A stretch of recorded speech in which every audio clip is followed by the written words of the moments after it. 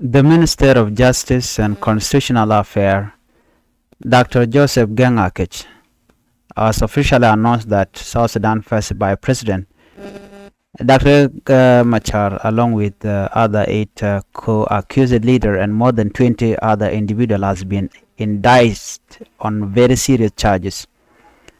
These charges include murder, treason, conspiracy, financing terrorist activities, and crime against humanity. The announcement was made on Thursday, September 11, during a press conference in Juba. Dr. Machar, Petroleum Minister Potkang, and General Gabriel Doblam are among the main suspects named. According to the minister, the allegations are linked to the Y Army militia and a deadly march attack in Nasser, Upper Nile State, which left more than 250 soldiers dead. President Salva Kiir Mayardit also issued a late-night decree on the same day, suspending Dr. Machar Potkang from their official duties. The order was broadcasted on South Sudan Broadcasting Corporation.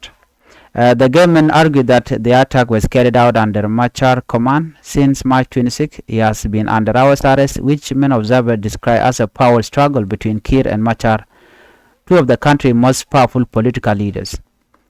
Justice Minister Akech said that the alleged crime includes serious violation of international humanitarian law, such as discretion of corps and attack on civilian and aid workers. Legal experts, however, say that an accused is innocent until proven guilty. Speaking to Radio Tamazui lawyer Peter Adao Akol, Thorne said it is still too early to conclude whether the charges are valid. He explained that the High Court must decide whether there is enough evidence. They are not yet convicted, Thorne said. It is for the court to prove or reject the accusation. Thorne also said the president's suspension order is legally possible under Article 101 of Transitional Constitution. We give the president authority to remove immunity from senior officials so they can face trial. But some other experts and opposition leaders argue that the 2018 peace agreement does not give the president power to suspend the first by president, making the decision questioned. We must remember that peace cannot be achieved through imprisoning leaders without clear evidence.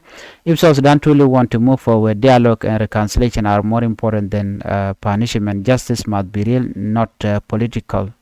Thank you for watching. Do not forget to subscribe. Bye-bye.